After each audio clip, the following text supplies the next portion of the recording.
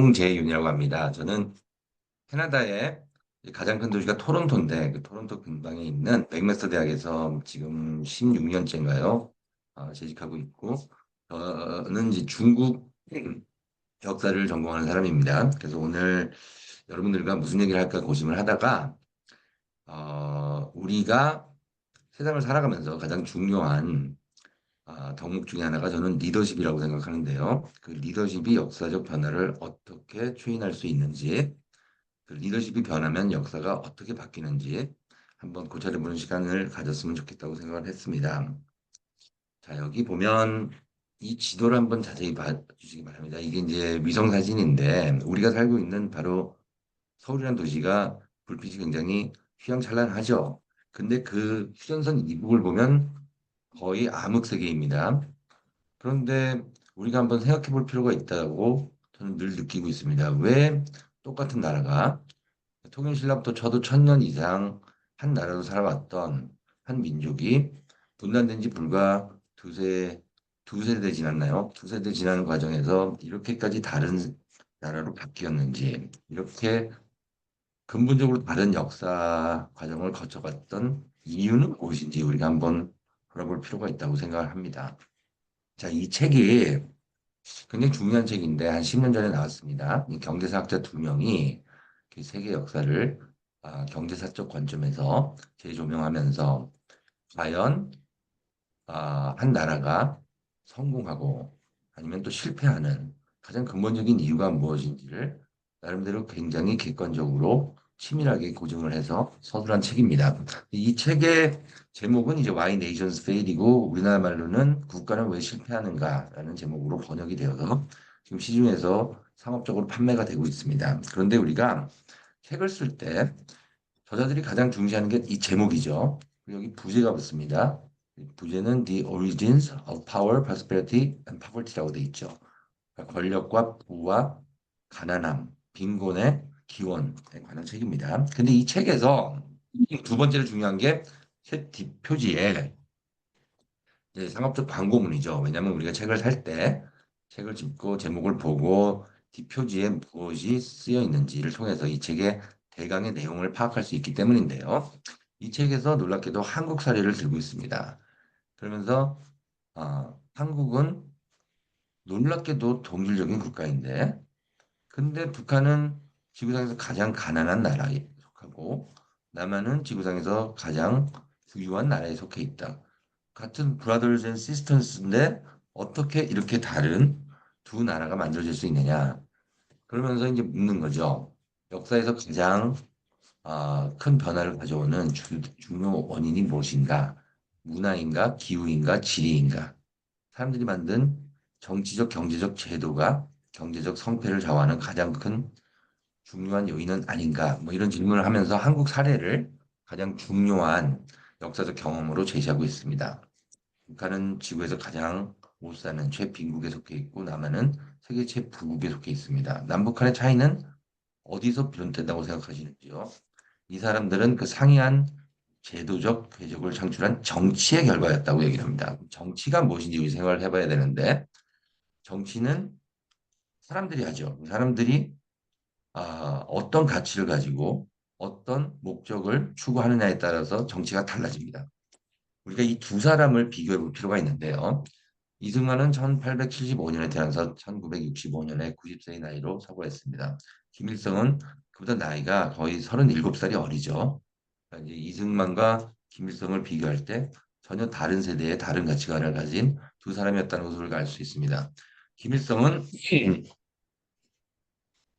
북한 선전에 의하면 1930년대 항일 무장 운동을 했다 그러는데 이 사람이 주도했던 운동 중에 보천보 전투라는 게 있습니다. 이 보천보 전투는 사실 실체가 없는 거예요. 그리고 어떤 경찰서 습격을 해서 일본인 여자 아이 하나가 죽는 뭐 그런 소동을 벌이고 사실은 이 사람은 소련군으로 들어갔던 사람입니다. 그런데 소련과 일본은 그 일소 불가침 조약이라는 게 체결이 돼가지고 2차 대전 때 전쟁을 하지 않았습니다. 그러니까 이들이 소련군에 속해 있었지만 사실 일본과 싸우지 않았죠.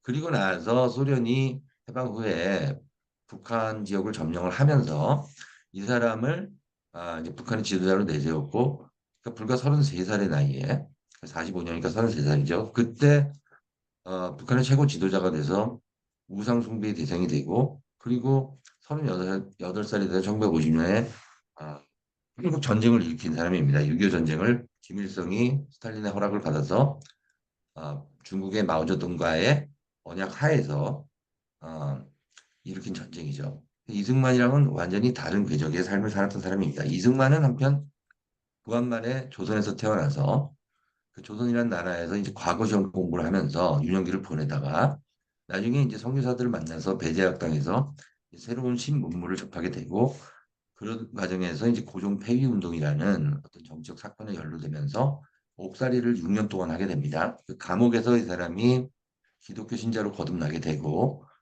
그러면서 이제 공부를 하고 독립전신이라는 책을 쓰고 그다음에 미국에 가서 평생 독립운동을 했던 사람입니다. 1945년이 됐을 때 이 사람은 벌써 나이가 60세였죠. 그렇게 이제 한평생 독립운동을 하고 돌아와서 우리나라의 초대 대통령이 되고, 그랬는데 이 사람 마음속에 있는 가장 깊은 신념은 자유민주주의였습니다. 그 사람은 자유의 의미를 깨달았고, 그리고 이제 정근대 조선사회에 대한 전면적 부정을 통해서 근대 국가를 만들어야 된다는 신념이 있었던 사람이고요. 그 두 가치를 얘기하자면 자유와 민주였다고 할 수가 있습니다. 반면 김일성은 스탈린 밑에서 공산주의를 신념으로 체화한 사람이죠. 이 두 사람의 차이가 남북한의 오늘날을 만들었다고 얘기해도 과언은 아니라고 생각합니다. 그 근거로 제가 여러분들과 함께 잠시 살펴보고 싶은 텍스트가 있는데요. 다름 아닌 조선민주주의인민공화국의 사회주의 헌법 전문입니다.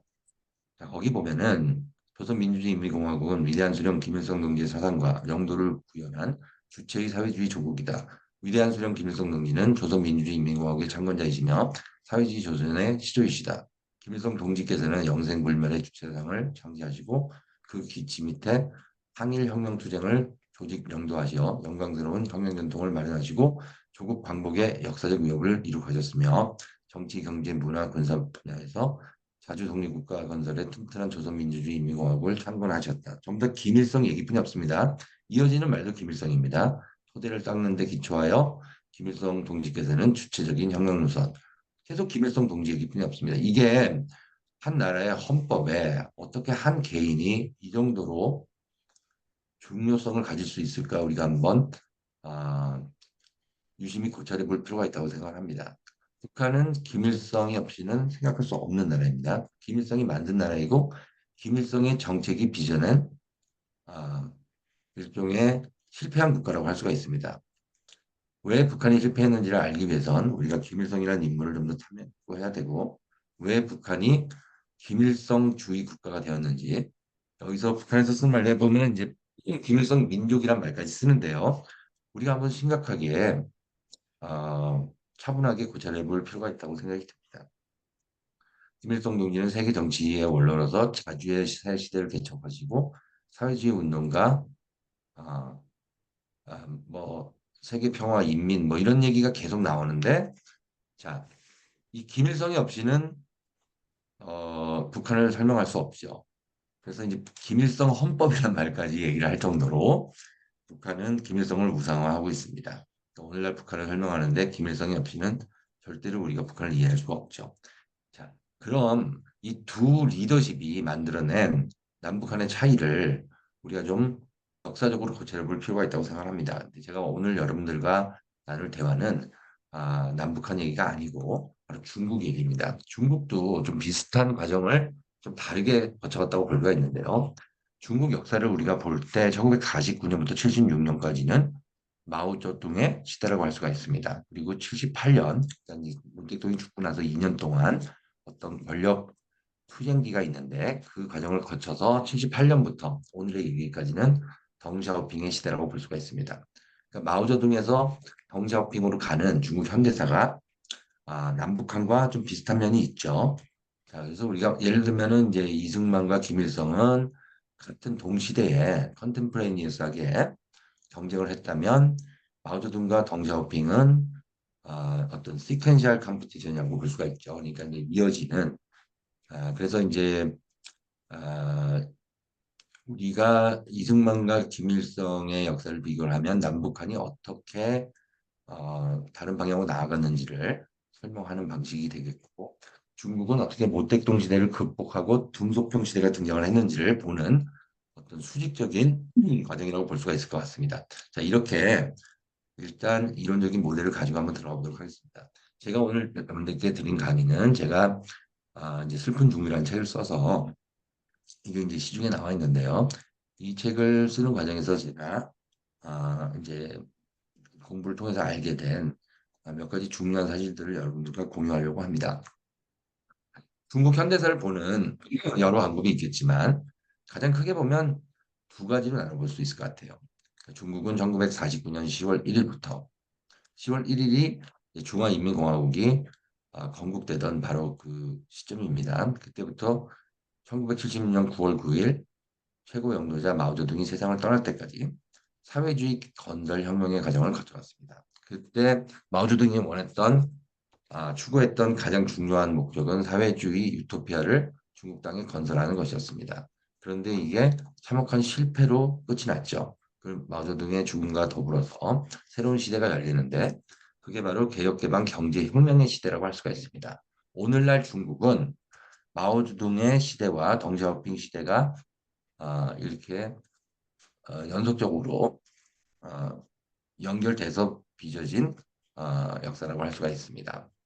그런데 또 한 가지 방법이 있는데 중국 현대사를 보는 또 한 가지 방법은 바로 중요한 사건에 초점을 두고 보는 것인데요. 오늘 제가 여러분들께 소개해드릴 세 개의 중요한 사건은 바로 대약진 운동, 문화대혁명, 그리고 개혁개방입니다. 이 세 사건을 통해서 우리가 중국의 리더십이 어떻게 바뀌었는지를 고찰해 볼 수 있기 때문에 이 주제를 선택을 했습니다. 자, 오늘날 중국이 어떤 나라인지를 먼저 보고 중국이 왜 이런 나라로 만들어졌는지를 우리가 역사적으로 고찰해 보고자 합니다. 오늘날 중국은 어떤 나라라고 생각하십니까? 우리와 굉장히 다른 나라입니다, 중국이. 일단 중국에 가보면은 어, 큰 차이가 없는 것처럼 보여요, 외교상. 그런데 들어가서 중국이 어떻게 돌아가는지를 자세히 보면 우리와는 굉장히 다른 나라라는 걸 쉽게 알 수가 있습니다. 그 첫 번째가 뭐냐면은 얼마 전에 우리가 거쳐갔던 그 팬데믹을 한번 돌아볼 필요가 있는데요.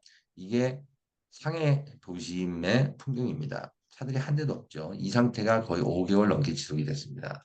사람들은 거의 맨날 그 핵산 검사를 받아야 됐고요. 그러면서 모든 사람들이 5개월 동안 통째로 갇혀버린 정말 희한한 상태가 발생을 했습니다. 근데 상해 전 인구를 따져보면 2,300만이라 그래요. 상해가 이제 그 도시 그 주변으로 그 상해 지역을 전부 다 치면 2,300만이고 우리나라로 치면은 이제 수도권과 서울을 합쳐서 수도권 전체 경기도까지 치면 한 2,300만 되죠. 대만 인구를 통째로 보면은 그 정도 됩니다. 그리고 호주 인구가 그 정도 되는데요. 여러분, 수도권에 있는 모든 사람이 5개월 동안 집 밖에 나오지 못하고 이렇게 감금된 상태로 국가가 주는 음식을 배급받으면서 살아가는 상황을 상상할 수 있겠습니까? 아무리 팬데믹이지만 대한민국에서는 이런 현실이 빚어질 수 없다고 저는 생각합니다.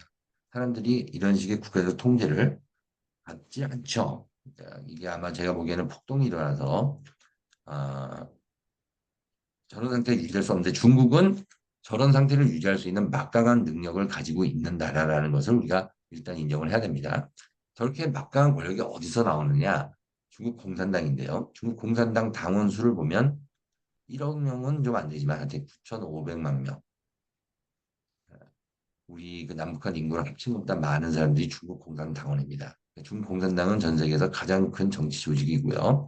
중국은 바로 중국 공산당이 지배하는 일당 국가, 일당 독재 국가입니다. 중국 공산당은 8개의 종속적 정당들과 통일 전선을 이루고 있습니다. 이게 무슨 말이냐면 중국에도 다른 당들이 있는데 그 당원 수를 비교해 보면 중국 공산당에 비해서 조족 지열에 불과하죠. 굉장히 작은 조직들입니다. 중국 공산당은 9,500만 명인데 가장 크다는 아, 여기 이제 중국 민주동맹을 보면 28만에 불과하거든요. 그러니까 이런 정당들은 하위 정당이고 또 중국 헌법에 따라서 이런 정당들은 중국 공산당의 지도적 역할을 인정해야만 하고 중국 공산당의 지휘 하에 놓여 있는 위성 정당들이라고 할 수가 있습니다. 그러니까 실질적으로 볼 때 중국은 중국 공산당 일당 독재의 국가입니다. 중국 공산당의 이제 조직들을 보면 맨 위에 총서기가 있습니다. 이게 바로 시진핑 총서기죠. 그리고 그 밑에 상무위원이 있고 정치국 위원들이 있는데 한 25명 되고 중앙위원이 205명 정도 되는데 이게 이제 엄격한 피라미드 구조를 가지고 있죠. 자, 그러면 중국 공산당이 어떤 방법으로 돌아가는지 우리가 한번 구체적인 사례를 통해서 보도록 하겠습니다. 1982년 중국에서는 이제 헌법이 이제 수정 헌법이 만들어져 가지고 그 헌법에 따라서 최고 영도자, 그러니까 이제 국가 주석과 부주석이 어, 10년 임기 규정을 갖는 조항이 있었습니다. 그랬는데 2018년에 시진핑 정권이 이 임기 조항을 삭제하는 결정을 내립니다. 그때 전국인민대표대회라는 입법기구와 사람들이 모여서 한 2,958명이 찬성을 하고 2명이 반대를 하고 3명이 기권을 해서 거의 만장일치로 이 조항을 삭제하는 결정이 내려졌습니다. 그 결과 시진핑은 현재 제3기로 들어갔죠. 그러니까 이게 거의 만장일치로 결정되는 형식적으로 보면 민주적 절차를 거쳐가지만 실제로는 최고 영도자의 의지가 관철되는 독재 국가라고 우리가 볼 수가 있죠. 이게 바로 그 조항인데 제가 영어로 이제 여러분한테 보여주고 있는데요. 여기 보면은 어, 2텀 이상 어, 복무할 수 없다고 돼 있는데 이걸 지금 삭제해버린 겁니다. 그게 이제 오늘날 중국이죠. 또 다른 한 예를 들어볼까요? 2020년 5월 22일 전국인민대표인데 이때는 홍콩 보안법이라는 거를 통과시켰습니다. 그때는 반대가 한 명 있었고 기권이 6명이라서 99.7%의 확률로 또 표결이 이루어졌습니다. 2021년에 또 비슷한 표결이 이루어졌는데 이때는 친중 애국가 심사입니다. 그러니까 홍콩이 좀 예외적으로 일국가 그러니까 한 국가 두 개의 체제라는 일국양제라는 이제 구호 하에 홍콩을 독립 지역으로 유지를 해왔는데 그때 다시 이제 이 시진핑이 이 홍콩에서 격렬한 시위가 일어나니까 그 홍콩의 민주주의를 실질적으로 폐기하기 위해서 이런 법안을 마련을 했는데요.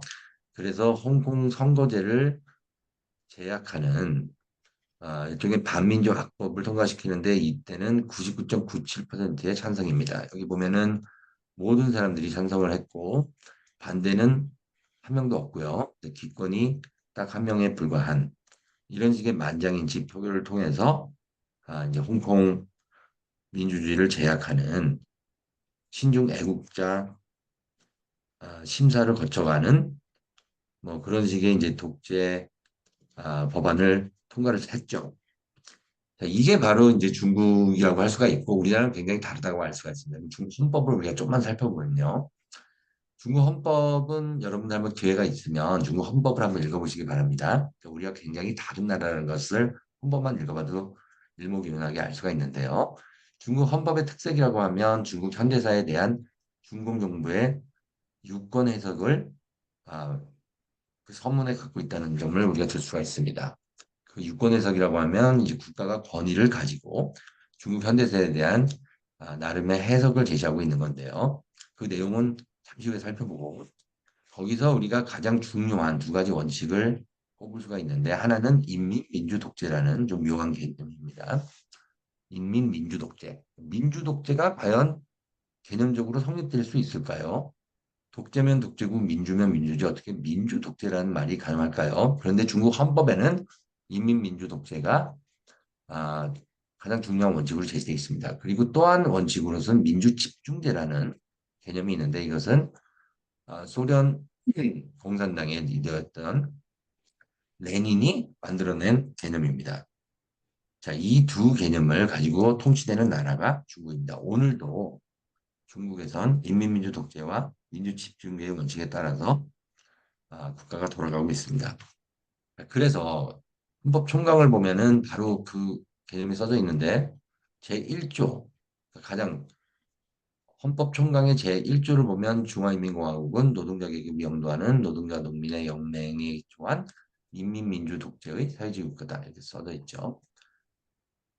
그리고 중국 공산당의 영도는 중국 특색 사회주의의 가장 본질적 특징이라고 헌법에 못 박혀 있습니다. 그러니까 다른 대안적 정치 세력이 만약에 중국 공산당에 대항하여 정치 운동을 벌일 경우엔 이게 위헌이 되는 것이죠. 그러니까 중국에서는 정치적 자유가 없습니다.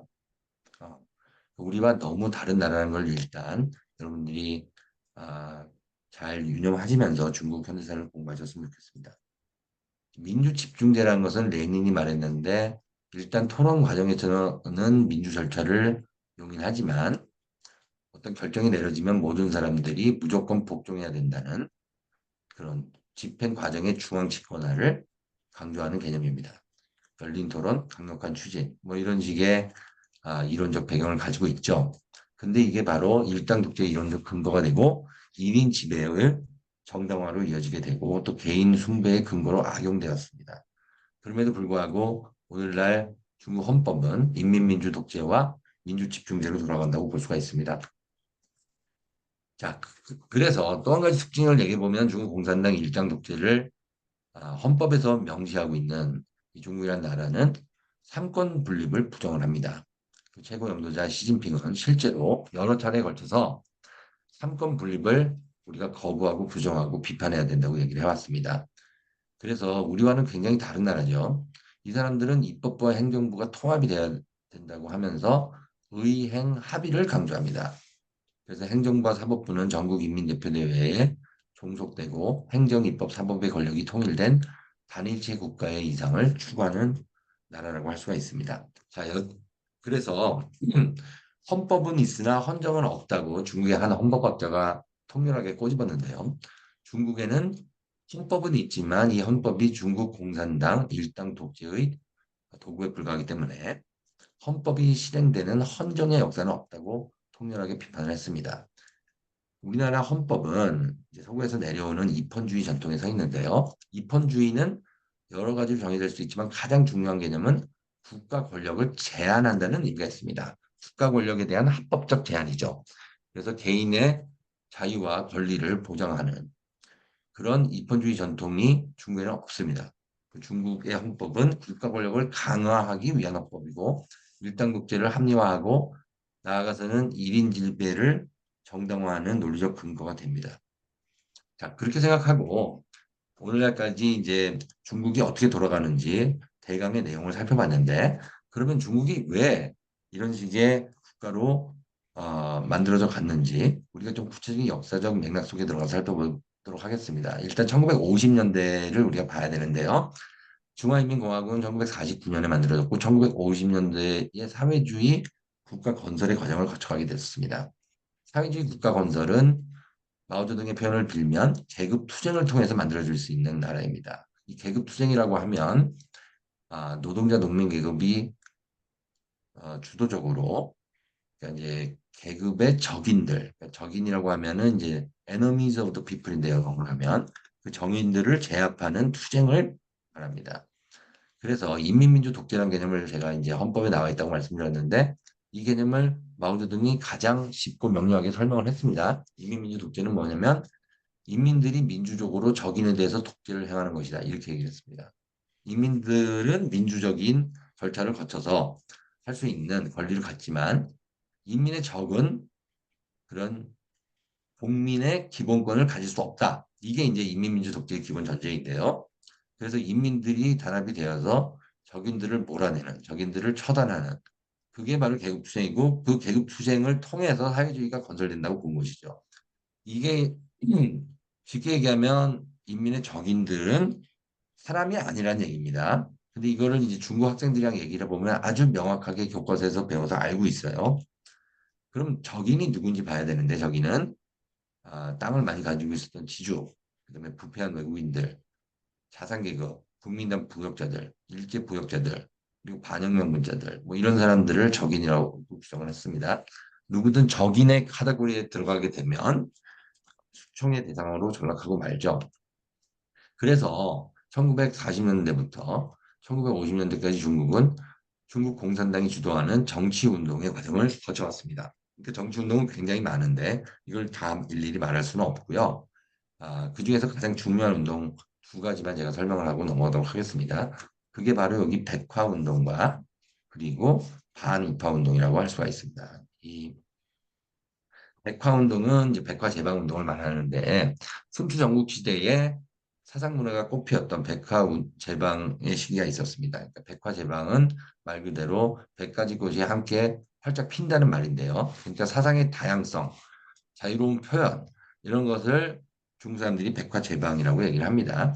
근데 1950년부터 57년까지 마오쩌둥이 주도해서 일어났던 운동입니다. 근데 이 운동이 뭐냐면 지식인들로 하여금 정부를 자유롭게 비판하도록 하는 운동입니다. 마오쩌둥이 그랬죠. 우리가 사회주의 혁명을 시작하고 7년의 시간이 지났는데 이 7년의 과정을 통과하면서 어떤 문제점과 모순을 표출했는지 여러분들이 나와서 자유롭게 비판을 해라. 비판을 통해서만 발전이 있다. 뭐 이런 식의 이제 구호를 들고 모든 사람들한테 비판을 하려고 했는데 사람들이 비판하기가 겁이 났죠. 왜냐하면 중국 공산당의 권력이 너무나 강력하고 이미 1940년대에 아직 중화인민공화국이 만들어지기 전에 비슷한 역사를 한번 경험을 했거든요. 그때도 마오쩌둥이 중국 공산당 내부의 모순을 비판하라고 했고 비판했던 사람들은 전부 다 처형당했습니다. 그래서 이제 두 번째 실수에 말려들지 않기 위해서 이 사람들이 침묵을 하니까 또 침묵하는 사람들을 비판을 하기 시작을 했습니다. 그러다 보니까 지식인들이 결국은 나와서 여태까지 있었던 모순들을 비판하기 시작했는데요. 그렇게 적극적으로 비판을 하면서 중국 공산당이 가지고 있던 내적 모순, 그다음에 중국이 민주주의를 한다고 하면서 독재에 빠졌던 자가당착, 뭐 이런 거를 비판하니까 중국 공산당이 기다렸다가 이 사람들을 전부 다 숙청을 합니다. 그래서 55만 명이 강제 노역, 집단 수용을 당하게 됩니다. 자, 그러면서 지식인들이 침묵을 강요당하게 되는 아주 아이러니한 상황이 발생을 했죠. 정부가 비판의 권리를 줄 테니까 비판하라고 했는데 비판을 했더니 그 사람들을 잡아서 다시 반우파 운동을 벌리는 이런 식의 어떻게 보면은 이제 말이 되지 않는 이제 그런 이제 국가 주도의 운동이 일어났는데 이때 중국 공산당에서 뭐라고 했냐면 그의 인사출동의 양모라는 표현을 썼습니다. 인사출동은 말 그대로 동굴 속에 있는 뱀을 끌어내는 전략이라는 얘기입니다. 그럼 양모는 무슨 말이냐? 양모는 음모의 아 음모 음모라 그러면 이제 몰래 뭔가 계략을 꾸며서 남을 이제 수렁에 빠뜨리는 뭐 그런 전략을 얘기하죠. 속임수를 얘기하는데 양모는 공공연히 누구나 다 아는데 벌어지는 음모를 얘기를 합니다. 공공연한 음모라고 할 수가 있고요. 또 이게 이제 사전을 찾아보면 이 빛 양자에 거짓이란 말이 있습니다. 뭐는 꾀라고 할 수 있으니까 거짓 꾀라고 할 수 있는데 마오쩌둥이 실제 썼던 표현이에요. 그렇게 양모를 써서 이 지식인들을 잡았습니다. 마오쩌둥은 한평생 지식인에 대한 반감을 가지고 있었는데요. 그래서 중국의 표현을 들면 반지의 제왕입니다.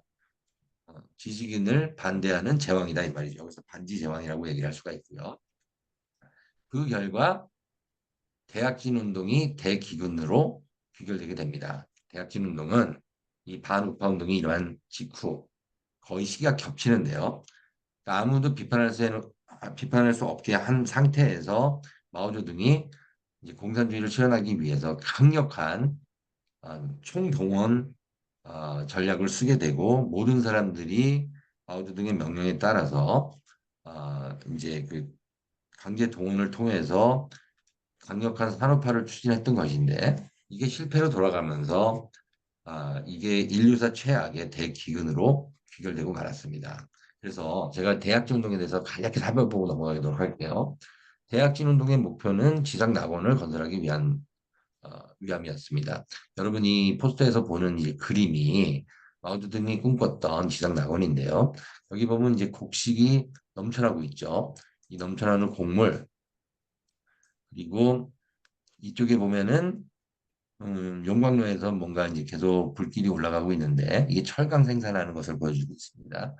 그리고 또 병영 훈련을 받고 있죠. 그러니까 향토 자치를 형성하기 위해서는 향토 예비군 같은 조직이 있어야 된다고 생각을 했던 것이죠. 그리고 이제 사가수가 있고 공동 식당이 있고 공동 경작을 하고 있고 이게 마오쩌둥이 생각했던 지상낙원입니다. 마오쩌둥은 농민의 자식으로 태어나서 농민들의 마음을 자기가 잘 읽는다고 생각을 했어요.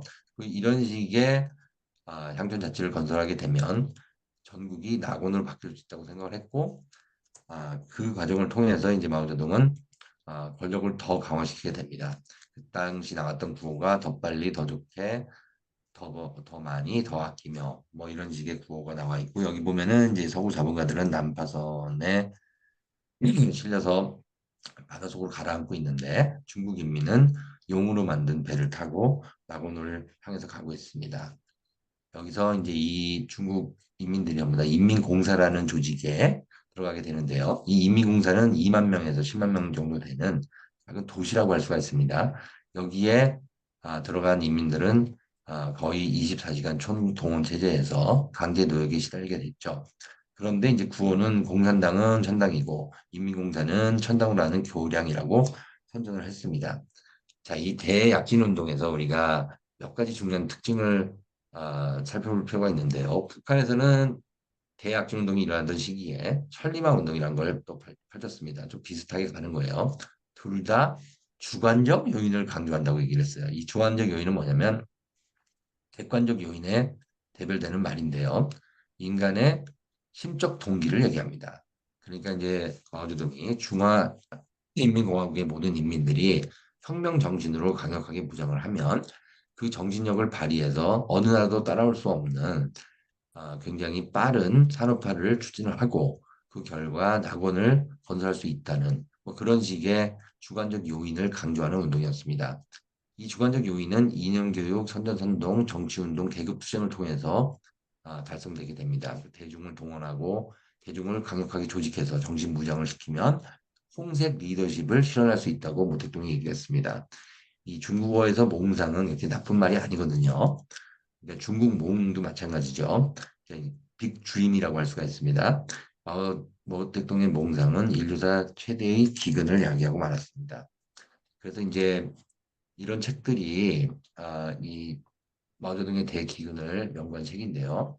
1958년에서 62년 사이에 중국은 지옥에 떨어졌습니다. 마오쩌둥은 중국을 대약진의 관계에 몰아넣었죠. 15년 만에 영국을 따라잡고 추월하겠다는 구호 아래 모든 사람들이 동원이 됐고 수억 명의 노동자들은 마오쩌둥의 명령에 따라서 밤낮으로 강제노역에 시달렸지만 이 정책은 실패를 하고 말았습니다.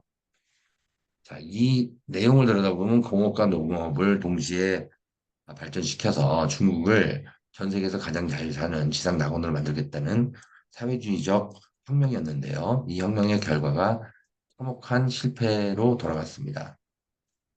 조직의 군사와 행동의 전투와 생활의 집체화 뭐 이런 식의 구호들이 전국에 걸려 있었고요. 국가의 부강, 인민의 행복 이런 구호 아래서 이런 총동원 체제가 벌어졌는데 이 정책은 실패를 합니다. 이게 보면 이제 반샤오 댐이라는 건데 1958년부터 59년 사이에 건설됐던 이 댐은 20년을 지탱하지 못하고 이렇게 무너지고 말았습니다.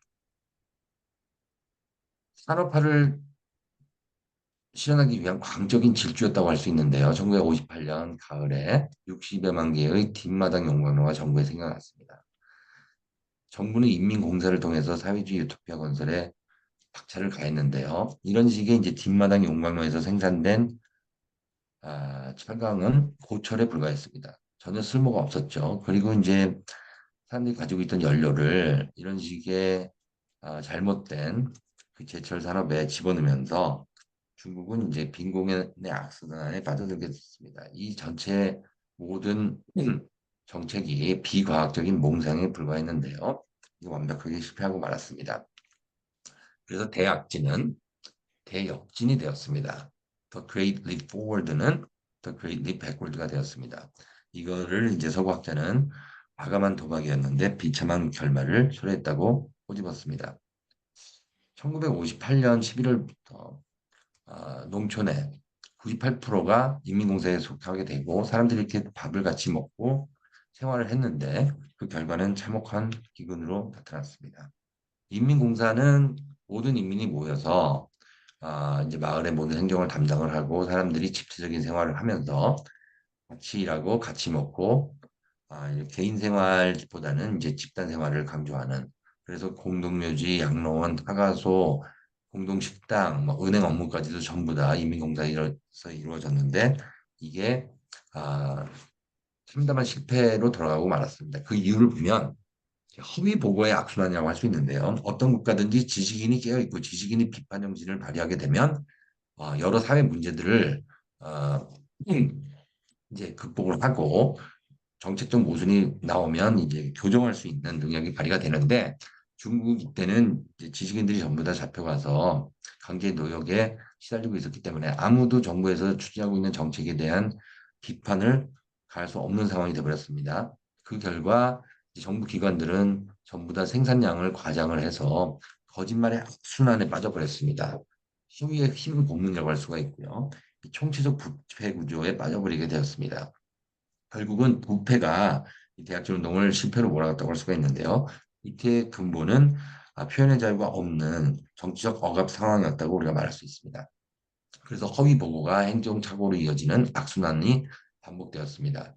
허위 보고를 근거로 절강 생산의 목표량을 상정을 하고 먹이사슬이 맨 위에는 과장과 허위 보도의 전국적 광기가 벌어지기 시작했습니다. 맨 아래에선 수억 명이 굶주리는 참담한 현실이 발생을 했습니다. 과장된 기대감의 나선형적 상승 구조라고 우리가 말을 할 수가 있는데 오른쪽 사진에서 보듯이 이런 참혹한 기근이 발생을 했습니다.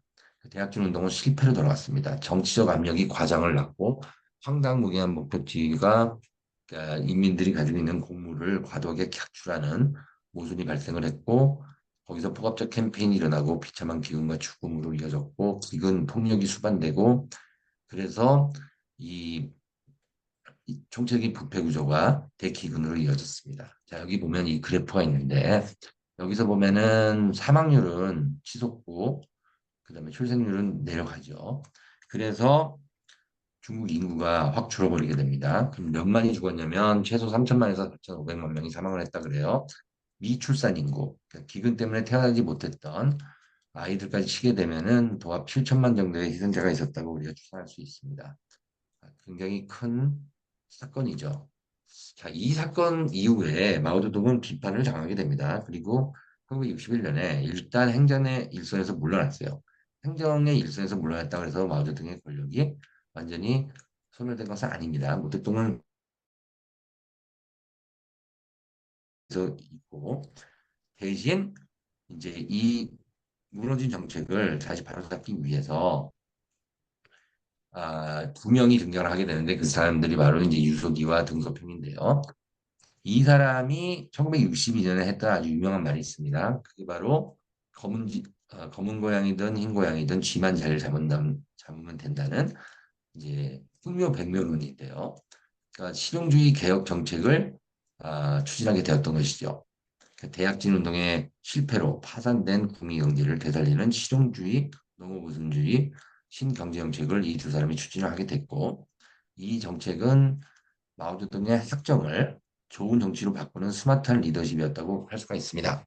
이 사람들이 한 4, 5년 동안 이 정책을 추진을 하죠. 그래서 이제 분배 구조가 개선이 되고 그 12%의 농지를 농민들에게 분배하면서 농민들은 경제적 인센티브를 갖게 되니까 더 열심히 일하게 되고요. 인민공사의 규모를 축소하면서 사람들의 자유가 확대됩니다. 곡물 생산량이 늘어났고요. 또 곡물도 수입을 합니다. 그러니까 자력갱생의 원리를 강조했던 모택동과는 달리 필요하면 외국에서 곡물을 수입한다는 어떤 실용주의적인 정책을 펼치게 됐고 정치적 자유화가 일어나고 또 해빙의 모두가 형성이 되면서 지식인들이 어느 정도 복권이 되고 또 영화 예술 문화가 부활을 하게 되면서 중국이 실제로 경제 성장을 하게 됩니다. 이때. 그래서 이 61년부터 65년까지 대학 시인 운동 이후에 한 연 9%의 경제 성장을 이뤘습니다. 이때 만약에 개혁개방으로 나왔다면 중국이 오늘날의 중국과는 굉장히 다른 나라가 되어 있겠죠.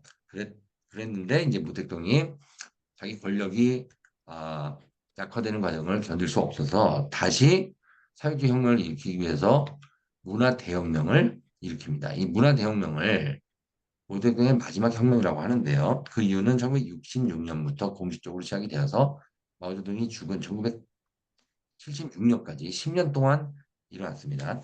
그래서 중국 사람들은 이 시기를 10년의 커다란 겁탈, 대호겁이라고 얘기를 합니다. 영어로 여기 보면 10 years of madness라고 써져 있죠. 이게 이제 영어권에 번역된 중국 사람이 쓴 책인데 이 문화혁명의 참담한 과정을 낱낱이 고발하는 책입니다. 자, 문화혁명이 보면 이 두 사람, 이 유속이와 덩샤오핑을 타도하는 혁명이라고 할 수가 있습니다. 여기 보면 타도 유속이, 타도 덩샤오핑이라고 써져 있죠. 이 사람들을 수정주의자라고 불렀습니다. 그러니까 사회주의 혁명을 하이제크해서 다른 방향으로 끌고 가는 수정주의자라면서 비판을 했던 건데요. 그러면서 이제 이 포스터를 보면 마오쩌둥 사상의 위대한 붉은 깃발을 높이 들고 유화덩의 자산계급 반동 노선을 철저히 비판하는 대회다. 그러면서 1968년 1월 25일 상하이 인민광장에서 열린다는 거죠. 이 집회에서 사람들이 모여서 이 두 사람을 규탄하고 탄압하면서 모택동 사상을 다시 보위한다는 그런 식의 정치 운동을 벌였습니다. 이게 전국적으로 일어나게 되죠. 자, 그래서 문화혁명이 무엇이었는지 우리가 좀 돌아볼 필요가 있습니다. 마오쩌둥의 리더십이 마지막 순간에 문화혁명으로 표출이 됐기 때문인데요. 이 문화혁명을 왜 중사람들이 거쳐가야 됐고, 이 문화혁명을 통해서 중사람들은 무엇을 깨닫게 되었는지 간략하게 설명드리도록 하겠습니다. 문화혁명 과정을 간단히 얘기하면 이렇게 몇 가지 사건으로 볼 수가 있는데요. 일단 홍위병 운동이 일어났습니다. 홍위병 운동이 노동자의 아, 정치 투쟁으로 비약이 됐고요. 노동자들이 지방 정부의 권력을 뺏어서 자체 정부를 세우는 탈권 투쟁이라는 게 일어났어요. 그러니까 이제 마오쩌둥이 군을 투입하게 됩니다. 그러면서 이제 혁명위원회를 1년에 거쳐서 건설을 하게 되고 전국의 혁명위원회라는 조직이 만들어지는데 이 혁명위원회는 사실은 군부 독재라고 할 수가 있습니다. 왜냐하면 군이 권력을 잡고 정부를 재건하는 과정이었거든요. 그러면서 이 군의 지원을 받는 대중 조직들이 막 만들어져서 무장 투쟁이 일어납니다. 1967년에 절정으로 가고 거기서 집단 학살이 일어나게 되고 다시 정부가 개입을 해서 이 집단 학살에 가담했던 여러 대중 조직들을 이제 다시 처형하는 그 정부에 의한 대민 테러가 또 발생을 합니다. 이런 아주 황당무계하고 희한한 대혼란의 시기를 문화혁명이라고 우리가 알 수가 있습니다. 자, 그럼 문화혁명이 무엇이었는지 그 규모를 제가 설명하도록 하겠습니다. 문화혁명을 중국 공산당이 자체적으로 재조사를 해가지고 78년도에 처음 발표를 했어요. 이 사람은 예제닝이라고 중국 군부의 굉장히 중요한 인물입니다. 이 사람이 당시 문혁 당시에 발생했던 피해 규모를 발표를 했습니다. 그리고 82년도에 다시 조사를 해가지고 발표를 하고 84년도에 중국 공산당이 다시 한번 발표를 해가지고 세 번에 걸친 국가 조사가 이루어졌습니다. 그 결과를 제가 먼저 설명을 드리면 문화혁명이 어떤 것이었는지 한눈에 알 수 있을 것 같아요. 문화혁명은 그 결과 1억 1,300만 명이 정치적 타격을 입었다 그럽니다. 여기서 정치적 타격은 굉장히 중요한 여러 가지 의미가 있는데, 이제 죽임을 당하는 경우도 있고, 불구가 되는 경우도 있고, 아니면 사회적인 죽음을 맞이하게 되는 경우도 있죠. 그래서 이제 계급 적인으로 몰려서 아무것도 할 수 없는 그 심적 타격을 입고 정신적 불구가 되버리는 사람도 있죠. 55만 7천 명이 실종되었습니다. 4,300건의 무장투쟁이 일어났어요. 이 무장투쟁은 여러 대중 조직이 실제로 군사 무기를 들고 서로 죽고 죽이는 싸움을 벌이는 상황인데요. 그 결과 12만 명이 사망을 하게 됩니다. 그 중국 전역이 대혼란 속에 들어갔음을 우리가 일목요연하게 알 수가 있죠. 250만 간부들이 집단 인치를 당했고요. 또 11만 5천 명이 비정상적 사망에 이르게 됩니다. 도시에서도 집단 학살이 일어나서 481만 명이 피해를 당하고 68만 3천 명이 죽임을 당했습니다. 여기 보는 이제 이게 문화혁명의 대표적 사진인데 최근에 삼체라는 그 넷플릭스 드라마가 전 세계적으로 흥행을 했는데요. 그 삼체 제1편을 보면 문화혁명의 참혹한 과정을 참 잘 그린 동영상이 있습니다. 여러분들 한번 문화혁명에 관심 있으면 그 드라마의 1편을 한번 봐보시기 바랍니다. 농촌에서도 집단 학살이 일어나서 520만 명이 박해를 당하고 그중에서 120만 명이 죽임을 당했다고 합니다. 그러니까 굉장히 많은 사람, 200만 명이 넘는 사람이 실제로 이렇게 집단 학살에 내몰리는 정말 광기 어린 시간이었습니다. 1984년 4월 중공중앙위에 문역 피해 보고를 보면 또 비슷합니다. 420만 명이 구금을 당해서 신문당했고 173만 명이 비자연적 죽음을 맞이했습니다. 13만 명이 반혁명 행위로 처형당했고 27만 7천 명이 무장 투쟁에서 사망을 했습니다.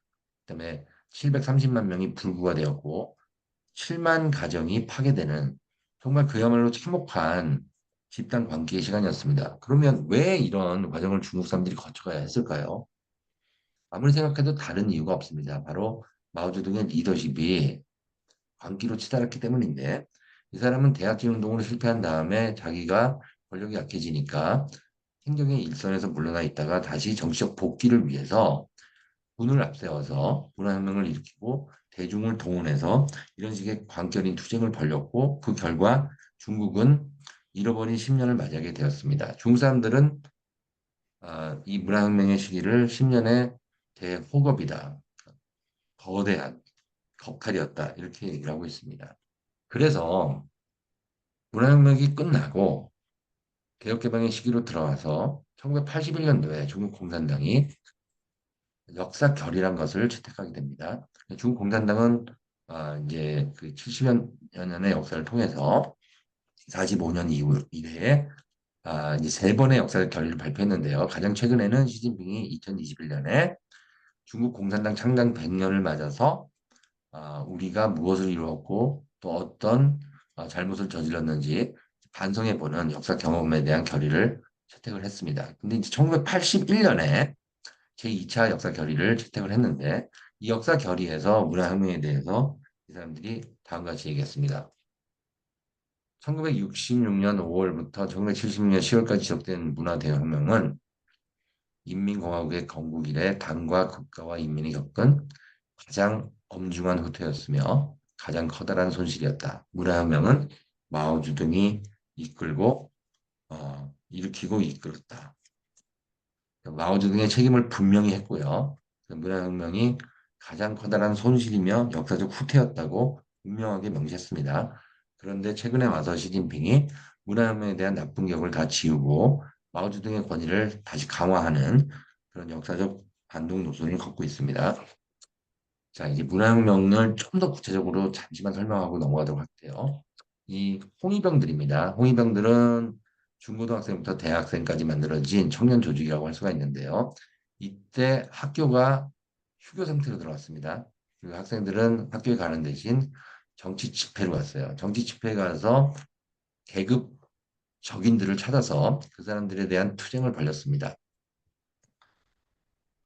마오쩌둥이 학교에서 배울 것이 없고 학생들은 혁명 과정을 통해서 혁명가로 거듭나야 된다고 얘기를 했고 마오쩌둥의 명령에 따라서 전국의 학교가 휴교 상태로 가면서 학생들은 운동장에 모여서 집회에 모여서 이런 식의 혁명 과정을 거쳐가게 됐습니다.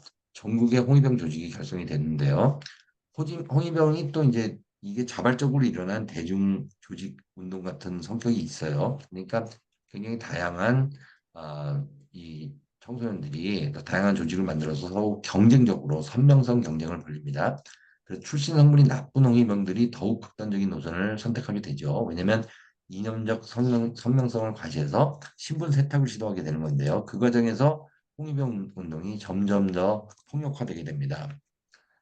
1980년 공지통에 의하면 1966년 8, 9월 동안 이걸 이제 홍8월이라고 부르는데요. 이 홍8월의 시기 동안 베이징에서만 1772명이 홍위병 테러에 의해서 학살당했습니다. 3만 3,695 민가가 파괴되었고요. 8만 5천 가정이 도시에서 축출이 되고 희생당한 사람들을 보면 80대 노인부터 38일 영유아도 포함되어 있습니다. 1985년 11월 7일의 공식 통계에 의하면 10,000명 이상의 사상자가 발생을 했습니다. 홍위병 운동이 단순히 그 학생들의 뭐 정치 조직이라고 보면 안 되고요. 이런 식의 참혹한 과정을 거치게 됐다는 것을 우리가 꼭 알고 있어야 된다고 생각합니다. 왜냐하면 문화혁명이 얼마든지 다른 나라에서도 제한될 수 있기 때문이죠. 이 홍위병 운동이 노동자 운동으로 전개가 됐고 이 노동자들이 지방 정권을 잡으면서 일종의 꼬뮌을 만들게 됩니다. 상해에서 처음 시작을 했는데 이 상해 모델을 따라서 다른 도시에서도 이런 식의 이제 대중 조직이 만들어져서 정부를 탈취하는 그런 식의 혁명 과정이 일어나게 되고 그 과정에서 이제 마오쩌둥이 군을 투입해서 혁명적 좌파를 지원하라 그랬고 이 사람들이 무장을 하게 되니까 이런 식의 무장 투쟁이 일어나게 되었습니다. 이게 이제 실제로 그 우한이라는 도시에서 일어났던 무장 투쟁의 사진들인데요. 지금 이제 사천성에 있는 중경에 가보면 문혁묘역이라는 데가 있는데 여기 보면 3, 400명이 매장돼 있습니다. 이 사람들이 문화혁명 과정에서 죽임을 당했던 문혁의 피해자들입니다. 이런 식의 이제 군사 작전이 막 벌어지게 되는 것이죠.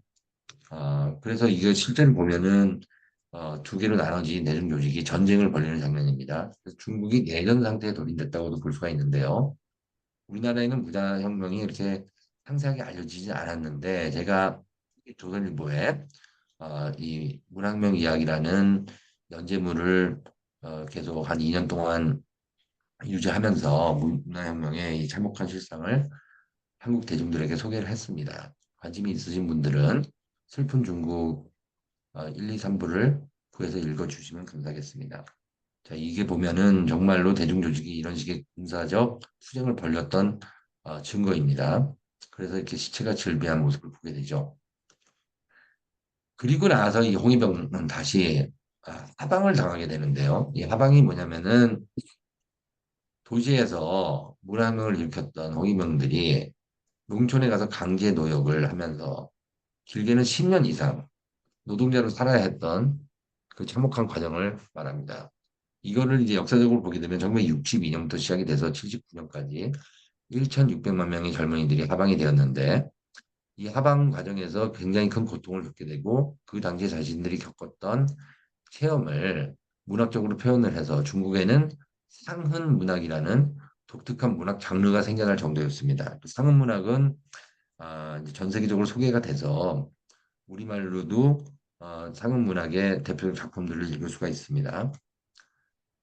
이런 과정을 거치면서 중국 사람들이 점점 대중적인 자각을 하게 돼요. 뭔가 잘못되고 있다는 걸 알게 되고 사회주의 혁명이라는 게 현실에서는 아주 참혹한 광기로 표출될 수 있다는 것을 깨닫게 되죠.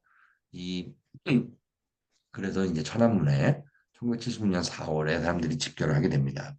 집결해서 이제 중국 사람들이 이제 존경에 맞지 않았던 주울레 총리를 이제 추모하게 되는데 주울레는 1976년 1월에 사망을 했습니다. 그 4월에 이 사람들이 모여서 이런 식의 이제 추모 대회를 가졌는데 이 추모 대회가 정치적 운동으로 발전했습니다. 그래서 사람들이 시를 써서 정부를 비판을 하고 또 문화혁명의 광기를 비판하고 그러면서 어떤 대중적인 정치적 자각이 일어났는데 이게 굉장히 중요한 사건입니다. 왜 중요한 사건이냐면 마오쩌둥이 죽기 5개월 전에 이 운동이 일어났거든요. 그러면서 많게는 200만 명이 천안문 광장에 모였다는 말이 있습니다. 그래서 이 사람들이 아주 적극적으로 4인방을 비판했어요. 4인방은 뭐냐면은 모택동 밑에서 정치 선동을 일삼았던 4명의 이제 선동가들을 말하는데 이 사람들이 권력을 장악하고 있었거든요. 그래서 이 사람들이 직접 모택동을 마오쩌둥을 비판하기보다는 4인방을 비판하면서 문화혁명의 전 과정을 아주 비판적으로 이제 공격을 했죠, 정부를. 이 과정을 중국 공산당 지도자들이 다 지켜봤습니다. 그리고 5개월 후에 마오쩌둥이 죽었어요. 이렇게 문집해서 정부를 비판한 사람들이 정치적 표현을 하니까 이 공산당이 긴장을 하게 됐고 그 과정에서 민심을 잃었던 거죠. 그리고 모택동이 죽고 나서 이런 식의 추모 행렬이 이어졌는데 모택동의 후계자는 어, 그다지 정치적으로 중요하지 않은 사람이 됐어요. 왜냐하면 이 사람을 모택동이 이제 지명을 하고 세상을 떠났기 때문인데 이 사람은 사상적으로는 모택동을 극복하지 못했습니다. 그래서 이 사람이 내걸었던 구호가 양계범시인데 양계범시는 두 가지 모든 것, 두 가지 어, 그래서 영어는 to whateverism이라고 그래요. 이게 무슨 말이냐면 모택동이 50년대 했던 모든 말, 모택동이 50년대 했던 모든 정책은 옳았다. 이상의 구호를 내걸 수 없었던 사람입니다. 그럼에도 불구하고 이 사람한테 중요한 업적이 있는데 그 중요한 업적이 바로 4인방을 분쇄하는 것이었습니다. 모택동은 1976년 9월 9일 날 죽었는데 4인방은 한 달이 채 못 돼서 체포가 되었습니다. 이 사람이 이제 마오쩌둥의 그 부인이죠. 정칭이라는 사람인데 이 사람이 이제 중국의 문화예술계를 장악을 하고 정치 선동을 계속 10년간 이어갔습니다. 권력의 정점에 있었던 사람인데 이 사람이 잡혀가게 됩니다. 그리고 나머지 세 사람, 이 사람들도 전부 다 이제 문화평론가고 뭐 이런 사람들인데 정치 선동의 핵심에 있었던 사람이고 문화혁명을 이끌었던 극단주의자라고 할 수 있습니다.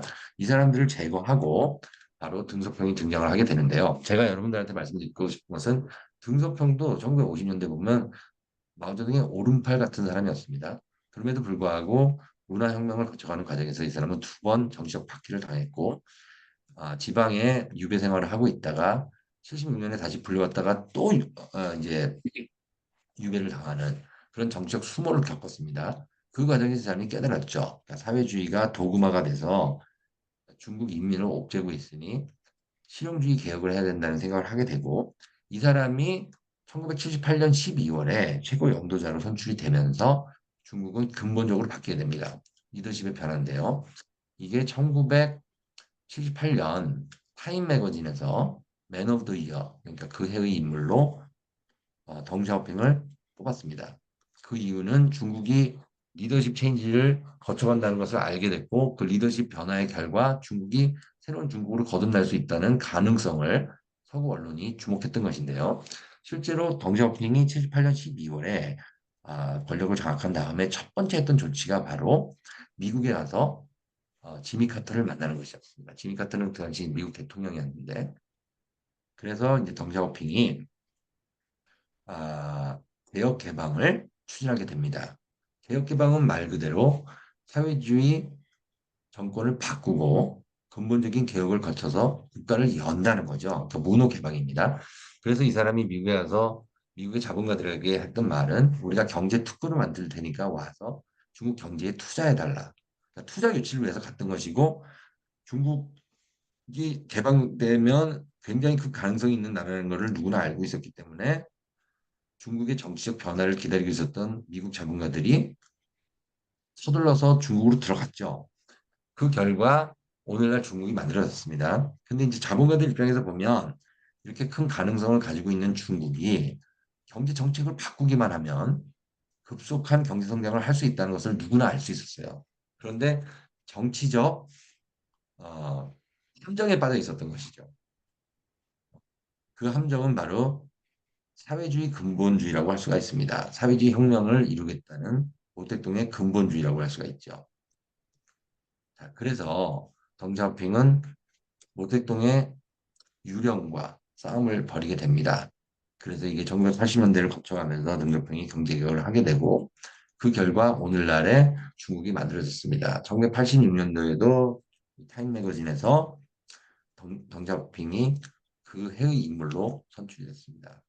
그 개혁 개방이 일어났고 그 개혁 개방의 결과 중국 경제가 이 정도로 성장을 해가지고 지금 중국 경제는 세계 규모의 아, 경제 규모에서 세계 제2위에 올라 있죠. 미국을 추월한다는 얘기가 10년 전부터 들렸는데 최근에 와서 이 시진핑이 경제 정책에 실패하면서 좀 주춤하고 있는 모양새를 보이고 있습니다. 이만큼 덩샤오핑이 가장 중요한 인물로 세계적인 각광을 받았는데 그 이유는 덩샤오핑이 마오쩌둥과 반대되는 경제 성장의 혁명을 거쳐갔기 때문입니다. 그 덩샤오핑 시대 중국은 근본적으로 바뀌게 됩니다. 자, 다시 한번 우리가 처음에 얘기했던 주제로 돌아왔으면 좋겠습니다. 왜 북한과 남한에 이런 역사적인 변화가 일어났을까요? 여러분 한번 잘 생각해 보시기 바랍니다. 우리나라는 1960년대 본격적인 산업화를 추진하면서 세계적인 네트워크 국가로 성장을 했습니다. 그 과정에서 지금 200여 개 국가에 대한민국 국민들이 나가 있죠. 저도 이제 외국에 사는 사람 중에 한 명인데 외국에서 한국을 보면 한국에 베이스를 둔 한국 사람들이 전 세계에 뻗어나가 있는 어떤 네트워크 국가를 우리가 생각할 수가 있습니다. 미주나 중국이나 일본이나 어디를 가나 한국 사람들이 다 진출을 해서 정착해서 살고 있어요. 그러면서 이제 한국과의 어, 유대 의식 속에서 이제 한국이 굉장히 커다란 국가로 발돋움했다는 걸 우리가 알 수 있는데 북한은 그와 정반대 노선을 했습니다. 그 노선은 국가 주도의 명령 정제를 통해서 유토피아를 건설하겠다는 사회주의적 환상입니다. 그 결과 북한은 전 세계적으로 고립돼 있는 나라가 됐죠. 그리고 그 정권을 유지하기 위해서 핵 개발을 해야만 했고요. 핵이 없는 북한은 언제든지 무너질 수 있기 때문에 정권 유지를 위해서 핵을 개발했던 것이죠. 그 결과 북한은 더더욱 개혁 개방으로 나갈 수가 없었습니다. 북한이 중국의 위성 국가라고 할 수도 있죠. 그러니까 이제 6.25를 일으켰을 때 유엔군이 들어가서 압록강까지 진출했는데 그때 마오쩌둥이 지원병이라고 불리는 중공군을 투입을 했고 그 결과 이제 분단 상태로 다시 고착이 됐습니다. 그러니까 이제 북한은 중국이 없으면은 생존할 수 없는 나라가 돼 있죠, 지금. 중국과의 무역을 통해서 이제 원유를 수입을 하고 그 중국과의 관계를 통해서 유지되는데 중국은 78년에 개혁개방으로 나갔는데 왜 북한은 아직까지도 개혁개방으로 못 나가고 있을까요? 도대체 무엇이 북한을 오늘날의 북한을 만들었을까요? 한번 심각하게 생각해 봐야 된다는 생각이 듭니다. 그러면서 이제 우리가 리더십이 얼마나 다른 역사를 만들 수 있는지를 내가 오늘 생각을 해봤는데요. 다시 한번 이 책으로 들어가서 이 책의 주제를 우리가 한번 살펴봤으면 좋겠어요. 이 책에서 하는 말은 어떻게 보면 굉장히 단순 명료합니다. 리더십이 성공하면 국가가 발전합니다. 리더십이 실패하면 국가가 망합니다. 그리고 역사적으로 보면 망한 국가의 사례가 한두 건이 아니죠. 아르헨티나가 한때 굉장히 잘 나갔던 부국이었는데 포퓰리즘이 횡행하고 정치적 혼란이 이어지면서 아르헨티나는 정치적으로 실패해서 경제적으로 몰락했습니다. 그런 사례가 한두 건이 아닙니다. 그러니까 리더십이 성공을 하면 경제가 성장하고 문화가 꽃피고 사람들의 생활이 윤택해집니다. 리더십이 실패하면 경제가 무너지고 어, 문화는 암흑기로 들어가고 사람들의 생활은 비참해집니다. 그 사례를 오늘 이 중국 마오쩌둥 시대와 덩샤오핑 시대의 대조를 통해서 우리가 한번 돌아볼 수가 있는데요. 이제 한번 이 말을 우리가 되새겨 봤으면 좋겠어요. 이 사람들이 하는 말은 man-made political economic institution. 사람들이 만든 정치적, 경제적 제도가 경제적 성공이나 아니면 경제적 실패에 밑에 깔려 있다. Underlie economic success or the lack of it. 이런 말을 했죠. 그러면서 한국 사례를 들었어요. Korea, to take just one example, is a remarkably homogeneous nation. 너무나 동질적인 국가인데 북한에 있는 사람들은 가장 가난한 나라에 살고 있고 남한에 있는 나라는 사람들은 가장 잘 사는 나라에 살고 있어요. 이 차이가 어디서 빚어졌는가 생각해 보면 바로 이 정치적 경제적 제도이고 정치적 경제적 제도는 다름 아닌 리더십에서 나온다는 걸 우리가 알 수 있습니다. 자, 그래서 우리가 리더십에 대해서 좀 깊게 생각을 해봐야 되고 제가 결론적으로 어떤 리더십이 좋은 리더십인지를 한번 생각해 보는 시간을 마련해 보고 싶어요. 좋은 리더는 소통을 잘해야 됩니다. 그러니까 사람들에게 정부 정책을 알리고 설득할 수 있어야 되는데 독재자는 소통을 하는 게 아니라 소통을 막는 사람이죠. 마오쩌둥은 독재자였습니다. 아무도 정부 정책을 비판할 수 없도록 반우파 운동이라는 걸 벌려서 우파들을 전부 다 소탕하는 정치 운동을 벌리고 그 결과 대약진 운동을 대기근으로 몰고 갔습니다. 그러니까 이 사람은 소통에 실패한 사람입니다. 소통을 하려면 모든 사람들이 자유롭게 의사를 개진할 수 있는 정치적 문화가 정착돼야 됩니다. 그런데 중국에서는 소통이 막혀버렸죠. 그리고 좋은 지도자는 행동하는 사람입니다. 뭔가 실행하는 사람이죠. 그 점에서 모택동은 실행력은 있었던 것 같아요. 그런데 소통이 실패했기 때문에 이 실행력은 아, 오히려 정책 실패로 갔습니다. 그리고 좋은 계획을 세워야 됩니다. 그러니까 리더는 플래너입니다. 플래너. 그러니까 계획이죠. 그래서 이제 경제개발 계획도 세우고, 100년 대계를 세우고, 미래를 내다보고, 모든 사람이 잘 살 수 있는 계획을 합리적으로 세워야 됩니다. 그러려면 또 다시 돌아가서 범국민적 소통이 있어야 되고, 그 소통을 통해서 훌륭한 계획을 세워야 되죠. 그리고 또 리더의 조건 중에 하나는 사람들을 고무하고 격려해서 한 방향으로 끌고 갈 수 있는 그런 능력을 발휘할 수 있어야 됩니다. 그리고 좋은 리더는 좋은 교사입니다. 사람들에게 모든 사람들이 필요로 하는 아, 중요한 가치와 지향점을 제시할 수 있어야 됩니다. 그리고 또 리더의 또 한 가지 좋은 필수적인 조건은 통합 능력입니다. 그러니까 국민을 통합할 수 있는 능력인데요. 그리고 마지막으로 제가 보기에 이제 리더가 가지고 있는 가장 중요한 조건 중에 하나가 관리 능력입니다. 모택동은 관리자로서 완벽하게 실패한 모델입니다. 덩샤오핑은 관리자였죠. 그래서 중국이 아, 발전을 할 수 있었던 것인데요. 자, 이 모든 것을 종합해서 보면 우리가 여기서 라틴어 하나를 배우게 되는데 그게 뭐냐면 캐피텀이라는 단어입니다. 그래서 저는 이제 리더는 캐피텀의 덕목을 갖춰야 된다고 얘기를 하는데 라틴어에서 이제 머리를 카푸시라고 합니다. 근데 그 복수형이 캐피텀이거든요. 그래서 리더십에서 가장 중요한 것은 우리가 캐피텀으로 요약할 수 있다고 생각을 하고 제가 한 기업에서 강연을 할 때 이 캐피텀 리더십을 강조를 한 적이 있습니다. 자, 여러분 어떻게 생각하시는지요? 제가 이제 질문을 좀 받도록 하겠는데요. 질문이 있으시면 오늘날 중국의 사례를 통해서 리더십의 중요성을 제가 말해봤는데 여러분들은 어떻게 생각하시는지요? 여태까지 혹시나 정치의 중요성을 그다지 인식하지 못하셨다면 우리가 정치를 한번 심각하게 되돌아볼 필요가 있다고 생각합니다. 왜냐하면 정치가 실패를 하면 나쁜 제도가 도입이 되고 나쁜 제도는 사람들의 행동을 자유롭게 할 수 없게 막아서 결국은 경제적 실패로 갈 수밖에 없습니다. 이게 굉장히 중요한데요. 정부가 어떤 정책을 세우고 어떤 가치를 추구하냐에 따라서 역사는 극적으로 뒤바뀌게 됩니다. 이게 남북한 차이뿐만이 아니고요. 북한에서, 중국에서도 그렇게 드러났고, 일본의 역사를 봐도 마찬가지입니다. 일본은 1968년부터 메이지 유신이라는 걸 실시를 해서 아시아에서 최초로 근대 국가로 발돋움한 나라였습니다. 그리고 1910년대, 20년대 어떤 민주의 시기를 거쳐가게 됩니다. 그걸 타이쇼 디마크러시라고 하는데요. 그 당시에 의회 정치가 꼽히고 또 사람들은 자유롭게 표현을 하면서 서구 못지않은 어떤 민주주의의 길을 가려고 했어요. 그러다가 이제 1920년대 후반부터 군부가 장악을 하게 되죠.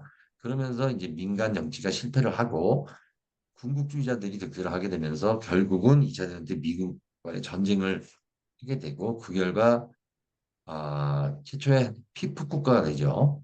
그러면서 200만 원이 넘는 일본 사람들이 죽었습니다. 그럼 왜 이런 참혹한 결과가 빚어졌을까요? 그것도 역시 리더십의 실패라고 볼 수가 있습니다. 그러니까 우리가 이제 역사 공부를 할 때 리더십이 얼마나 중요한지를 다시 한번 어, 이제 인식을 해야 된다고 생각을 하고요. 리더십이 실패하면 나라가 망한다. 그걸 우리가 마음속에 품고 정치 지도자들을 잘 골라야 될 것 같아요.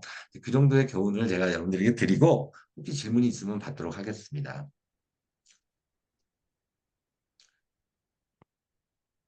이게 지금 이제 줌을 하는 강의라서 질문이 없을 네. 수도 있겠다는 생각이 드네요. 네.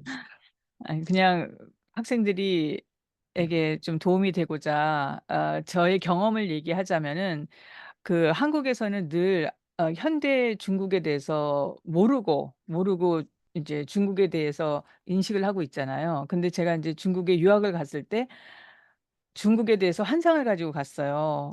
그리고 옛날 그 고대 중국의 그 동아시아의 문화의 중심이고 그리고 그리고 너무나도 친숙한 그런 식의 마음을 가지고 중국에 딱 갔는데 전혀 다른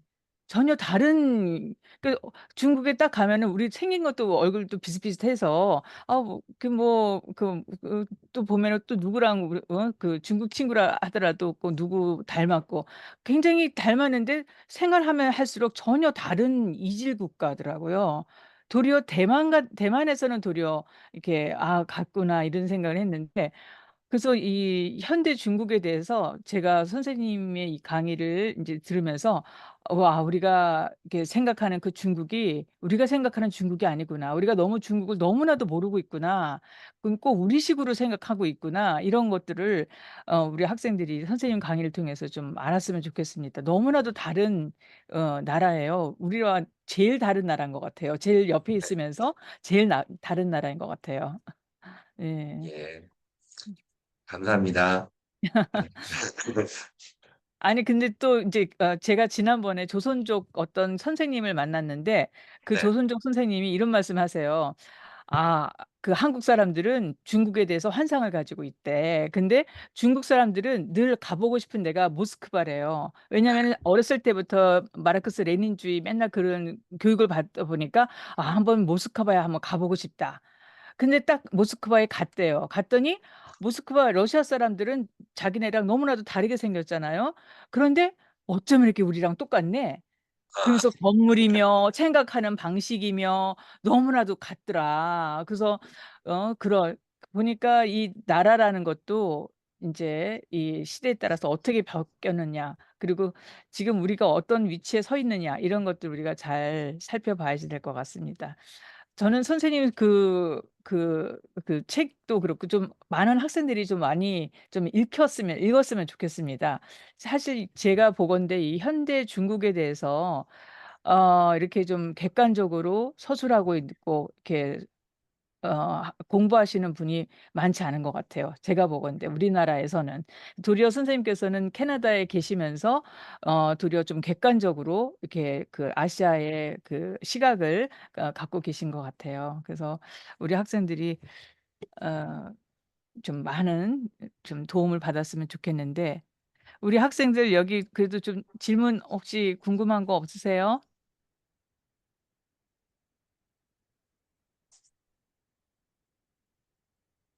네, 사실은 예 우리 학생 누구 질문할 학생 없나요?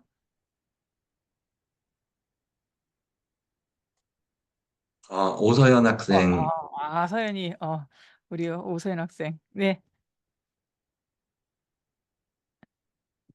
아, 네. 저도 프랑크 디케터의 그 인민 삼부작을 되게 재밌게 읽었어서 그 중국 문화 대혁명에 관심이 많았었는데 중국 사람들은 이 사건에 대해서 그러면 요즘은 긍정적으로, 그러니까 마오쩌둥이 그럴 수도 있지라는 생각하는 편인가요? 아니면 잘못했다고 확실히 인정하는 편인가요? 굉장히 중요한 질문을 주셨는데, 그 디테터 음. 3부작을 읽으셨다니 반갑습니다. 제가 좋아하는 책인데요. 그럼 이제 슬픈 중국도 좀 읽어주셨으면 좋겠고, 제가 더 재밌게 썼거든요. 근데 어쨌든, 중국 사람들 얘기를 해보면 문화혁명에 대한 나쁜 기억을 가지고 있죠. 실제로 문화혁명을 거쳐갔던 사람들한테는 이건 악몽입니다. 그 시절에 너무나 참혹한 경험들을 많이 했기 때문에 젊은 세대는 모르죠. 이게 교육입니다. 그러니까 제가 이제 중국에서 오는 학생들한테 물어보면 문학에 대해서 배운 적이 없다 그래요. 그리고 교과서에 나와 있었습니다, 옛날엔. 근데 이제 중국도 그렇고, 우리나라도 좀 그런 성향이 있지만, 한국 현대사보다는, 역사 시간에 좀 이제 전근대사를 더 많이 배우죠. 근데 사실은 제가 보기에 역사는 현대사부터 시작을 해야 됩니다. 중국에서는 현대사에 대해서 거의 무지하죠, 사람들이. 왜 그러냐면 중국 공산당이 이념적으로 지탱할 수가 없습니다. 역사적 경험을 통해서 중국 공산당을 비판하기 시작하면 이 공산당이 무너져야 돼요. 그러니까 중국 공산당은 너무나 비대해진 강력한 조직인데 그 조직을 유지하기 위해서는 사람들을 자기네들이 원하는 방향으로 교육시켜야 됩니다. 교육의 힘은 막강하거든요. 사람들한테 문화혁명에서 일어났던 이런 참혹한 일들을 하나하나 알려주기 시작하면 중국 공산당에 대한 존경심이 있겠습니까? 음. 그러니까 중국에서는 정말로 사람들을 무지 상태로 몰아넣는 거예요. 제가 이제 만나서 중국 애들한테 물어보면 모르더라고요. 아주 구체적인 거를. 그냥 부모님한테 이래저래 들었다 이 정도만 알지. 그게 얼마나 많은 사람들을 죽음으로 몰아갔는지 잘 몰라요. 그리고 지금까지도 그 문화혁명을 겪었던 사람들이 책을 계속 쓰고 있습니다. 영어권에도 번역이 돼서 막 나오고 있는데 제가 아까 말씀드렸던 것 중에 이제 농촌 사회에서 벌어졌던 집단 학살 같은 거 그거는 얼마 전까지도 잘 몰랐어요, 사람들이. 그랬는데 이제 그걸 거쳐갔던 사람들이 정말 자료를 다 모아가지고 책을 써가지고 홍콩이나 대만 같은 데서 출판이 되고 나중에 영어로 번역이 돼서 알려지고 이러면서 세상에 드러난 거죠. 그러니까 역사는 그냥 묻어버리면 잊혀버립니다. 그런데 그거를 밝혀내려는 사람들이 있고 그 과정을 통해서 우리가 중국 현대사를 좀 더 깊게 알게 된 거죠. 그래서 아, 오늘날 시진핑은 또 그 자신이 문화혁명의 피해자라고 얘기하던 시절이 있었습니다. 실제로 이제 그 시진핑 아버지가 시중신이라는 사람인데 문혁 이전부터 숙청을 좀 당해서 정치적인 박해를 받았어요. 그리고 이 사람이 이제 황토의 아들이라고 하는데 그 이유는 뭐냐면 그 섬서성 쪽에 들어가서 토굴 속에 살았다는 거죠. 그리고 대학도 좀 늦게 가요. 그래서 75년인가 들어가는데 그때 이 사람은 이제 그때는 대학 입시는 없었습니다. 근데 어쨌든 그때 대학 청와대 들어갈 때는 추천을 받아서 들어갔으니까 이 사람도 어떻게 보면은 문혁의 피해자면서 동시에 고위 관리의 수혜자라고 할 수도 있어요. 그런데 시진핑이 권력을 잡은 다음에 이게 점점 1인 독재로 갔습니다. 그래서 이제 서구에서는 시진핑 정권을 그냥 딕테이터십이라고 안 하고 오타크러시라 그래요. 오타크러시는 1인 지배를 얘기하는 거거든요. 그 오토가 1인이고 크라시는 이제 정치니까 1인 지배인데 그러니까 시진핑 입장에서는 모택동의 권위를 다시 되살려내야 됩니다. 지금도 가보면은 중국의 전역에 모택동의 초상화가 다 걸려 있죠. 모든 집회가 모택동의 초상화로 통일돼 있습니다. 그리고 어느 대학에 가나 모택동의 동상이 서 있어요. 그러니까 중국은 이제 모택동의 나라가 맞는데 이렇게 역사적으로 들어가서 모택동이 했던 모든 일을 보면 사실 정말 존경받을 만한 지도자인가 의심스럽죠. 그럼에도 불구하고 모택동으로 통일돼 있는 오늘날의 중국은 그러니까 이제 모순된 제국입니다. 모순된 제국. 그 사회주의를 내걸고 자본주의 시장 경제로 돌아가고 있어요. 그 내부 경제를 보면. 그러니까 이제 그거를 중국 특색의 사회주의, 그러니까 아니면 사회주의 시장 경제 이런 식의 모순된 말로 일종의 영어로 얘기하면 악시모라닉하죠. 그러니까 이제 모순 형용입니다. 그런 논리로 대충 봉합하고 넘어가고 있는 나라가 이제 중국인데 그래서 중국이 어떤 식으로 바뀌느냐, 어떤 식으로 진화해 가느냐에 대해서 세계 사람들이 이제 아, 촉각을 곤두세우고 있죠. 그 정도로 제가 말씀드리겠습니다. 좋은 질문 감사합니다. 예, 그리고 저도 생각해 보면은 중국에서 그렇게 모태 문화혁명 시대 때 많은 지식인들이 이렇게 피해를 보고 그랬음에도 불구하고 보면은 그 택시 기사에 마치 모택동이 신격화가 됐어요. 그래서 막 모택동 부적 갖고 다니고 네, 그리고 네, 또 화폐가요. 네, 이런 짜리 10원짜리 100원짜리가 다 모택동 얼굴로 다 네, 통일됐잖아요. 네, 세상에 어느 나라 국가 네. 그게 화폐가 좀 재밌는 현상인데요. 그게 제가 이제 중국 처음 갔던 1995년에는 돈에 보면 소수민족들이 막 있고 그랬잖아요. 그랬는데 이게 제가 보니까 2000년부터 바뀐 것 같아요. 그때 이제 장저민 정권이 들어서면서 이 사람들이 뭔가 이제 구심점이 필요했던 것 같고 그 이념적 구심점으로 모택동을 다시 살려내자. 그거였고 시진핑 오면서 그게 더 강화되는 것 같더라고요. 근데 이제 이게 과연 중국이 이 상태로 계속 갈 수 있는가? 거기에 대해서는 우리가 좀 의구심을 갖고 볼 수밖에 없다고 저는 생각을 합니다. 당장 무너지지는 않겠지만 중국은 어떻게든 진화를 해야 되고 그 진화하는 방향은 누구나 알고 있는 것 같아요. 중국은 어떤 방향으로 진화를 해야 되냐면 더 개방적이고 더 민주적이고 더 자유롭고 더 법치를 실현하는 헌정적인 국가로 가야 된다는 거는 다 알고 있어요. 중국 사람들까지 포함해서. 근데 그렇게 가는 과정이 쉽지가 않습니다. 리더십이 바뀌어야 되는데 리더십이 저렇게 고착이 되면 바뀌기가 쉽지가 않아요. 그래서 중국이 엄청나게 많은 제도적 모순을 가지고 굴러가는 거대한 수레바퀴 같은데 지금 이 상태에서는 중국이 과연 계속 경제 성장을 해가지고 전 세계를 압도하는 경제 대국으로 발돋움할 수 있을까에 대해서 많은 경제학자들이 의구심을 품고 있습니다. 그리고 중국이 이제 피크에 도달을 해서 이제는 고속 성장을 못하고 추락을 할 것이라 말하는 사람들도 많이 있고 실제로 그런 조짐들이 좀 보이죠. 지금 중국은 부동산 경제가 완전히 꺼지면서 이게 지방정부가 부채 때문에 올라갔어요. 지방정부가 부채 때문에 올라간 이유는 뭐냐면 중국이 최근 한 20년 동안 경제 성장해온 방법이 정부 투자를 통해서 성장을 해왔습니다. 그러니까 정부가 이제 막대한 자금을 투자해서 그 이제 도로라든지 뭐 이런 걸 깔고 집을 짓고 막 이러다 보니까 경제 성장이 어느 정도 유지가 됐는데 이게 이제 거품처럼 꺼지게 되면서 그러니까 부동산 시장이 하락된다는 건 뭐냐면 이제 지을 집이 더 없다는 거예요. 지금 실제로 보면은 집을 더 많이 지어놨어요. 사람이 살 수 있는 것보다. 그런데 매매는 안 됩니다. 그러니까 이게 지금 중 경제가 굉장히 심각한 상황에 처해 있다는 건 누구나 알고 있고요. 그래서 제가 보기에 리더십이 중요하다는 거죠. 그러니까 리더십이 바뀌면 나라가 바뀝니다. 근데 이제 중국이 과연 어떤 리더십을 발휘할 수 있을지 지금부터. 그런데 고작 이제 내세운 아, 중국적 대안은 뭐냐면 헌법을 바꿔서 시진핑 제3기로 들어가는 거. 그리고 종신지배를 할 수 있게 만들어버린 거예요. 근데 시진핑이 종신지배를 하려면 종신지배를 했던 중국 헌정사의 모델을 되살려야 되잖아요. 그게 바로 마오쩌둥입니다. 그래서 중국이 과연 이 상태로 유지될 수 있을지 의심스럽고 그렇기 때문에 전 세계적으로 반중 정서가 굉장히 고조되고 있죠. 이게 굉장히 심각한 상황입니다. 이제 우리나라에서도 오늘 그큐 리서치 센터에서 발표한 여론조사를 보니까 반중 감정이 거의 80%에 육박을 했더라고요. 옛날에 한 10년 전만 해도 이 정도는 아니었거든요. 반중 정서가 그렇게 크지 않았습니다. 오히려 중국을 좋아하는 사람들이 많았던 것 같아요. 근데 지금 이제 반중 정서가 커졌고 제가 사는 캐나다나 미국 같은 데도 거의 80%고요. 일본에서도 그렇고 유럽에서도 마찬가지인데 그러니까 중국이 이제 우군을 잃어버리는 그런 상황으로 가고 있죠. 근데 그거는 이제 근본적으로 중국이라는 나라가 갖고 있는 정치적 리스크가 너무 크기 때문에 자본가들 입장에서도 보면 인도나 뭐 베트남이나 좀 더 정치적 리스크가 없는 데로 이제 공장을 옮겨가고 투자를 하게 되는 뭐 자연스러운 과정이라고 할 수가 있습니다. 그러니까 중국은 내수를 통해서 성장할 수 있다고 생각하면서 자체 투자력을 키우려고 하고 있는데 그래서 이제 중국이 좀 잘하는 것도 있어요. 전기차라든지 이런 부분도 있는데 이게 과연 중국이 정치 제도를 바꾸지 않은 상태로 이런 식의 일당 독재 국가로서 경제 성장을 계속할 수 있을지 여기에 대해서는 많은 사람들이 의문점을 가지고 있다. 그렇게 말씀을 드리고 우리가 이제 앞으로 왜냐하면 여러분들 시대에는 중국이 계속 다른 모습으로 바뀌어갈 텐데 어떤 과정으로 바뀌어가는지 제가 오늘 말씀드린 그 역사적 배경을 가지고 한번 살펴봤으면 좋겠다는 생각이 듭니다. 아유, 너무 감사합니다.